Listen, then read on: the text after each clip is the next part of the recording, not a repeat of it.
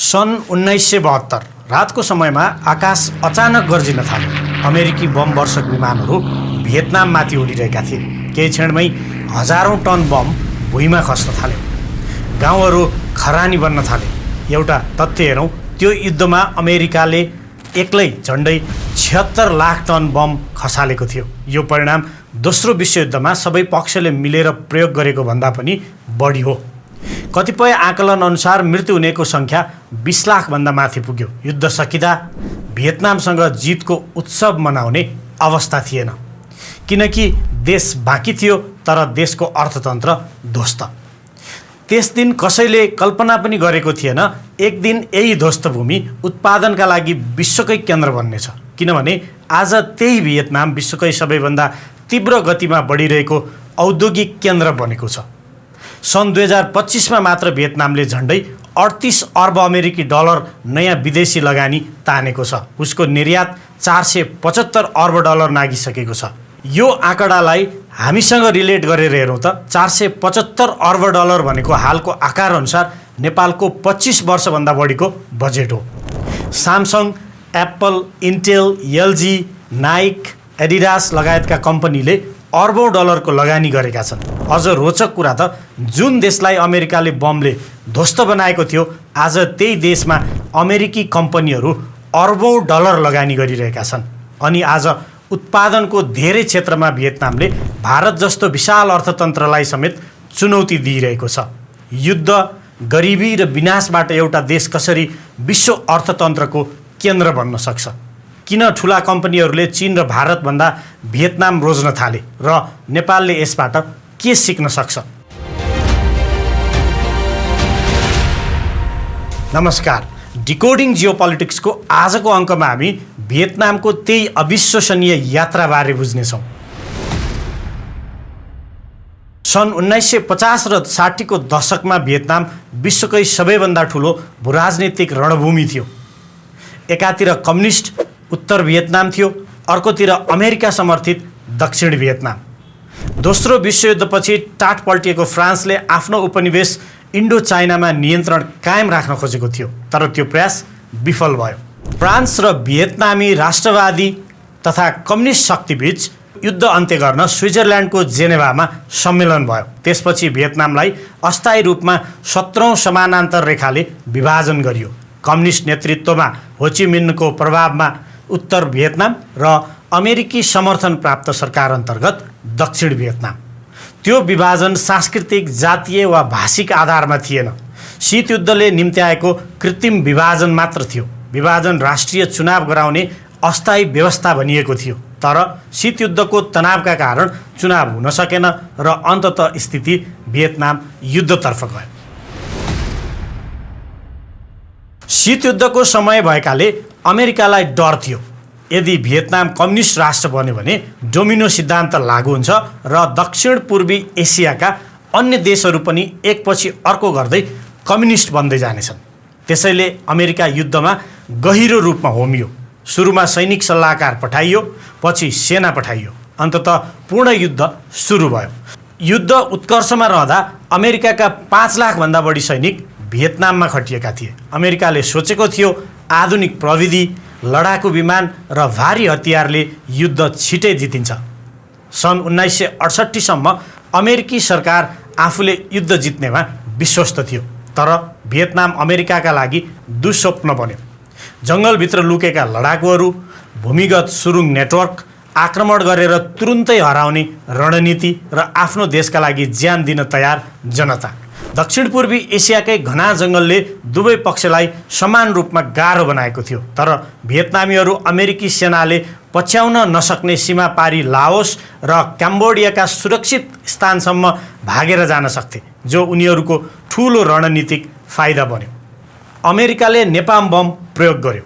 Agent arrange नामक रासायनिक पदार्थ प्रयोग गर्यो। पुरा जङ्गल जलाइयो। यी रासायनिक हतियारको प्रयोगपछि ग्रामीण भेगका मानिसहरूमा अमेरिकाबारे नकारात्मक धारणा बन्यो र सिक एन्ड डेस्ट्रोय अभियानका क्रममा कयौं निर्दोष व्यक्तिले ज्यान गुमाए। सन् 1968 को माई लाई नरसंहारमा अमेरिकी सैनिकले सयौं भियतनामी सर्वसाधारणलाई एकै ठाउँमा हत्या गरेको घटना उसको सबैभन्दा कुख्यात उदाहरण हो। तर युद्धको घाउ आजसम्म बाँकी छ। एजेन्ट अरेन्जको असरका कारण आज पनि कतिपय बच्चाहरू विकृत शरीर लिएर जन्मिन्छन्। त्यो युद्ध केवल सैनिक बीचको युद्ध थिएन, त्यो सम्पूर्ण देशमाथिको विनाश थियो। अमेरिकाले यो युद्धमा आफ्नो शक्ति र स्रोत पुरै खन्याएको थियो। सन् 2008 को अमेरिकी कङ्ग्रेसको एक प्रतिवेदन अनुसार हालको मूल्यमा यो युद्धको लागत झन्डै 950 अर्ब डलर पुगेको आकलन गरिएको थियो। तर यो आर्थिक र सैनिक शक्तिले मात्र युद्ध जिताउन सकेन।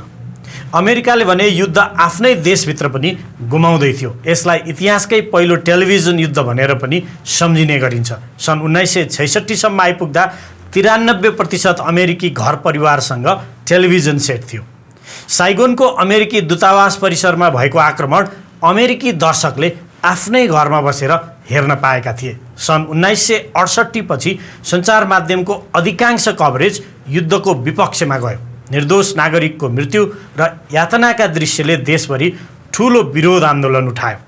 सन् 1970 मा ओहायोको केन्ट विश्वविद्यालयमा नेसनल गार्डले 4 जना प्रदर्शनकारी विद्यार्थीलाई गोली हानेर मारेको घटनाले झन् धेरै अमेरिकीलाई युद्ध विरोधी बनायो। युद्धको विरोधमा देशभर ठूलो स्तरको आन्दोलन समेत सुरु भइसकेको थियो। युद्धमा करिब 58,000 अमेरिकी सैनिक मारिए वा बेपत्ता पारिए। कङ्ग्रेसले युद्धका लागि बजेट अस्वीकृत गरेपछि सन् 1973 मार्च 29 मा अमेरिकी फौजको अन्तिम समूह भियतनामबाट फिर्ता हुन बाध्य भयो। अमेरिका पराजित भएर फर्किनुको अर्को महत्त्वपूर्ण कारण थियो कम्युनिस्ट पक्षको उच्च मनोबल। उत्तर भियतनाम र विद्रोही कम्युनिस्ट सङ्गठन भियतकङका गरी झन्डै 11 लाख लडाकु मारिए तैपनि उनीहरूले अन्तिमसम्म थप भर्ती गर्दै लडाईँ जारी राखे। साथै दक्षिण भियतनामको सरकार पूर्व उपनिवेशवादी शक्तिसँग नजिक रहेको र भ्रष्ट मानिने भएकाले त्यसप्रति आम जनताको भरोसा पनि कमजोर थियो। तर अन्ततः इतिहासले एउटा अचम्म देख्यो। विश्वकै शक्तिशाली अमेरिका एउटा गरिब देशसँग युद्ध हार्यो। सन् 1975 मा साइगोन पतन भयो। अमेरिकी हेलिकप्टरहरूले दूतावासबाट मानिसहरू निकालिरहेको दृश्य विश्वभर प्रसारण भयो। त्यो केवल सैनिक पराजय थिएन, त्यो अमेरिकाको भूराजनीतिक अपमान पनि थियो। भियतनामले युद्ध जित्यो, तर असली चुनौती अब सुरु हुँदै थियो।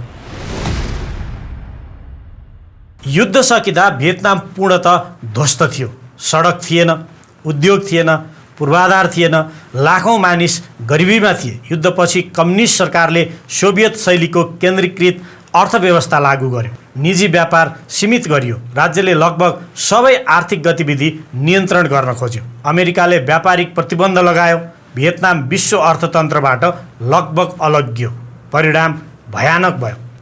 1980 को दशकसम्म भियतनाम संसारकै गरिब देशहरूमध्ये एक बनिसकेको थियो।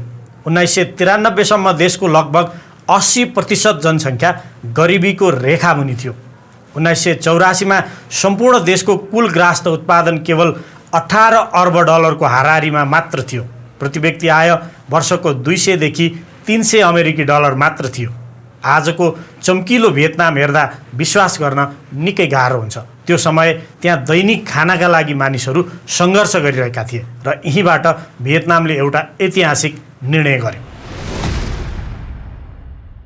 सन् 1986 भियतनामको नेतृत्वले एउटा कठोर सत्य स्वीकार गर्यो। पुरानै आर्थिक मोडलले देश अगाडि बढ्न सक्दैन भन्ने। त्यसपछि आयो डोइ मोइ अर्थात् आर्थिक पुनर्निर्माण। यो भियतनामसँगको निर्णायक मोड थियो।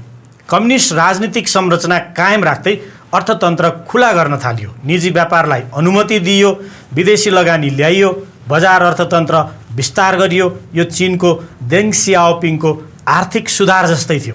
भियतनामले विचारधाराभन्दा विकासलाई प्राथमिकता दियो। सरकारले एउटा कुरा बुझिसकेको थियो, देश बचाउन अब बन्दुक होइन अर्थतन्त्र चाहिन्छ। त्यसपछि भियतनाम बिस्तारै बदलिन थाल्यो। विदेशी कम्पनीहरू आउन थाले, कारखानाहरू खुल्न थाले, निर्यात बढ्न थाल्यो। भियतनामसँग एउटा महत्त्वपूर्ण फाइदा थियो, सस्तो तर अनुशासित श्रम शक्ति। त्यसमाथि चीन नजिकैको भूगोल, समुद्री मार्ग सजिलो र सबैभन्दा महत्त्वपूर्ण कुरा राजनीतिक स्थिरता। भियतनामको एक पार्टी प्रणालीले दीर्घकालीन आर्थिक नीति लगातार लागू गर्न सक्थ्यो। उसले आक्रामक रूपमा व्यापारिक सम्झौता गर्न थाल्यो। भियतनामले संसारका 60 भन्दा बढी देशहरूसँग सामान आयात निर्यात गर्दा भन्सार शुल्क नलाग्ने वा निकै कम लाग्ने विशेष सम्झौता गरेको छ र त्यसको परिणाम केही दशकपछि विस्फोटक रूपमा देखिन थाल्यो। सन् 1990 को दशकभरि अर्थतन्त्र औसत 7% भन्दा बढी दरले बढ्यो। गरिबी तीव्र गतिमा घट्न थाल्यो। एउटा ध्वस्त देश बिस्तारै कारखानामा आधारित अर्थतन्त्रमा बदलिँदै थियो। दशकौँसम्म विश्वको कारखाना चीन थियो। एप्पलदेखि नाइकसम्मका उत्पादन चीनमा बनिरहेका थिए, तर पछि परिस्थिति बदलिन थाल्यो। चीनमा श्रम लागत बढ्न थाल्यो। अमेरिका चीन व्यापार युद्ध सुरु भयो। भन्सार दर बढ्यो। भूराजनीतिक तनाव बढ्न थाल्यो। त्यसपछि विश्वका कम्पनीहरूले एउटा नयाँ रणनीति अपनाए। उत्पादन चीनमा मात्र थुपार्ने होइन, अर्को विकल्प पनि तयार गर्ने, र यसको सबैभन्दा ठुलो लाभार्थी बन्यो भियतनाम। 4 दशकमा भियतनामले 526 अर्ब डलर भन्दा बढी विदेशी लगानी तानिसकेको छ। इलेक्ट्रोनिक्स उत्पादनले भियतनामको कुल निर्यातको 1/3 भन्दा बढी हिस्सा ओगट्छ। सन् 2025 मा मात्र कम्प्युटर र इलेक्ट्रोनिक्स उपकरणका निर्यात 107 अर्ब डलर भन्दा बढीको थियो। दक्षिण कोरिया अहिले भियतनामको सबैभन्दा ठुलो लगानीकर्ता हो। स्यामसङ, फक्सकन, इन्टेल, एलजी, पेगाट्रोन जस्ता कम्पनीहरूले विशाल उत्पादन केन्द्र त्यहाँ बनाएका छन्। कुनै समय बम र बारुदले ढाकिएको देश आज सेमिकन्डक्टर र इलेक्ट्रोनिक्सको जोड घटाउको केन्द्र बनेको छ। यो इतिहासकै सबैभन्दा नाटकीय आर्थिक रूपान्तरणहरूमध्ये एक हो, तर भूराजनीति अझै समाप्त भने भएको छैन। सन् 2025 मा अमेरिकाले भियतनाममाथि भन्सार दर लगायो, चीनबाट सामान ल्याएर भियतनामको नाममा अमेरिका पठाएको आरोपमा। यो अहिलेको सबैभन्दा ठुलो आर्थिक बहसमध्ये एक हो, किनकि भारत पनि चीनको विकल्प बन्ने दौडमा ठुलो दावेदार थियो। तर विशेष गरी इलेक्ट्रोनिक्स उत्पादनमा भियतनाम धेरै अगाडि देखिएको छ। यसका पछाडि केही कारण छन्। पहिलो, पूर्वाधार। भियतनामले बन्दरगाह, राजमार्ग र औद्योगिक पार्कमा भारी लगानी गर्यो। लगभग सम्पूर्ण जनसङ्ख्यामा बिजुली पुगेको छ, जबकि भारतमा अझै ढुवानीमा ढिलासुस्ती, सडक समस्या र पूर्वाधारको खाडलले उत्पादन लागत बढाउने गुनासो सुनिन्छ। दोस्रो कारण, सहज र छिटो औद्योगिक क्षेत्र। भियतनाममा विदेशी कम्पनीलाई कारखाना खोल्न तुलनात्मक रूपमा छिटो अनुमति मिल्छ, कर छुट दिइन्छ, भन्सार प्रक्रिया छिटो हुन्छ। भारतमा प्रशासनिक प्रक्रिया धेरै जटिल हुने गुनासो विदेशी कम्पनीहरूले बारम्बार गरेका छन्। तेस्रो, श्रमिक अनुशासन। भियतनामको कामदार वर्ग इलेक्ट्रोनिक्स जोड घटाउ जस्तो दोहोरिने उच्च गतिको कामका लागि धेरै स्थिर मानिन्छ। भारतको श्रम बजार विशाल भए पनि कामदार बारम्बार काम छोड्ने दर बढी हुने गरेको सुनिन्छ। चौथो, नीतिगत स्थिरता। भियतनाम सरकारले दीर्घकालीन आर्थिक दिशा बदल्दैन, जबकि भारतमा सङ्घीय र राज्य स्तरको नीति बेमेलले कहिलेकाहीँ चुनौती बन्छ। तर यसको अर्थ भारत कमजोर छ भन्ने होइन। भारतले सफ्टवेयरको माध्यमबाट विश्व जितेको छ, तर हार्डवेयर निर्माणमा अहिलेसम्म भियतनामसँग पछि परिरहेको छ। भारतको घरेलु बजार भियतनामभन्दा धेरै ठुलो छ। सफ्टवेयर सेवा क्षेत्र र उच्च मूल्यको प्रविधि उद्योगमा भारत अझै धेरै अगाडि छ। उत्पादनमा आधारित प्रोत्साहन योजनाले भारतलाई इलेक्ट्रोनिक्स उत्पादनमा तीव्र गतिमा अगाडि बढाइरहेका छन्। तर लार्ज स्केल निर्यात केन्द्रित जोड घटाउ उद्योगमा अहिले भियतनामले अपेक्षाभन्दा छिटो प्रगति गरिरहेको छ। र यहाँ एउटा कुरा स्पष्ट हुनुपर्छ, विश्वका ठुला कम्पनीहरू अहिले एउटै देशमा सबै उत्पादन राख्न चाहँदैनन्। त्यसैले भारत, भियतनाम, मेक्सिको र चीन सबैले आपूर्ति श्रृङ्खलाको फरक हिस्सा पाइरहेका छन्। यो प्रतिस्पर्धा कोही जित्ने कोही हार्ने खेल होइन, यो विश्वव्यापी पुनर्वितरणको प्रक्रिया हो। भियतनामको रूपान्तरण कति ठुलो थियो भन्ने बुझ्न एउटा तुलना पर्याप्त छ। सन् 1980 को दशकमा भियतनाम विश्वकै गरिब देशहरूमध्ये एक थियो। आज प्रति व्यक्ति आय लगभग 4,500 डलर हाराहारीमा पुगेको छ। एक समय 80% भन्दा बढी जनसङ्ख्या गरिबीमा थियो। आज चरम गरिबी 5% भन्दा तल झरेको छ। एक समय देशको निर्यात नगण्य थियो। आज निर्यात 475 अर्ब डलर नागिसकेको छ। एक समय विदेशी लगानी लगभग शून्य थियो। आज वर्षेनी दर्जनौं अर्ब डलर लगानी भित्रिन्छ। सन् 2025मा मात्र भियतनामको आर्थिक वृद्धि दर लगभग 8% पुगेको थियो। यसले एउटा कुरा प्रमाणित गर्छ, एक पुस्ताभित्रै एउटा देश पूर्णतः बदलिन सक्छ यदि नीति, निरन्तरता र दिशा सही भयो भने। गरिबी कुनै देशको स्थायी पहिचान होइन, नेतृत्व सही भयो भने यो एउटा अस्थायी अवस्था मात्र हो। तर भियतनामको यात्रा अझै पुरा भएको छैन। भियतनाम सफल हुँदैछ तर समस्या समाप्त भएका छैनन्। उद्योगको ठुलो हिस्सा अझै विदेशी कम्पनीको नियन्त्रणमा छ। स्थानीय कम्पनीहरूले प्रविधि हस्तान्तरणको पुरा लाभ लिन सकेका छैनन्। धेरै घरेलु कम्पनी अझै विश्वव्यापी आपूर्ति श्रृङ्खलासँग जोडिन सकेका छैनन्। सस्तो श्रमले मात्र सधैँ विकास धान्न सक्दैन। अब नवप्रवर्तन, अनुसन्धान र उच्च मूल्यको उत्पादनतिर जानुपर्ने दबाब छ। कतिपय क्षेत्रमा बिजुली र बन्दरगाहको चाप पनि उस्तै छ। अभिव्यक्ति स्वतन्त्रता र राजनीतिक स्वतन्त्रता नभएको भन्दै सरकारको आलोचना पनि भइरहन्छ। तर एउटा कुरा निश्चित छ, भियतनाम अब कमजोर देश रहेन। नेपालसँग समुद्र छैन, तर भियतनामले देखाएको कुरा के हो भने समृद्धिका लागि सबैभन्दा ठुलो बन्दरगाह समुद्र होइन, नीति हो। भियतनाम र नेपालको परिस्थिति फरक छ, तर पनि नेपालले भियतनामबाट केही सिक्न सक्छ। पहिलो, राजनीतिक स्थिरता।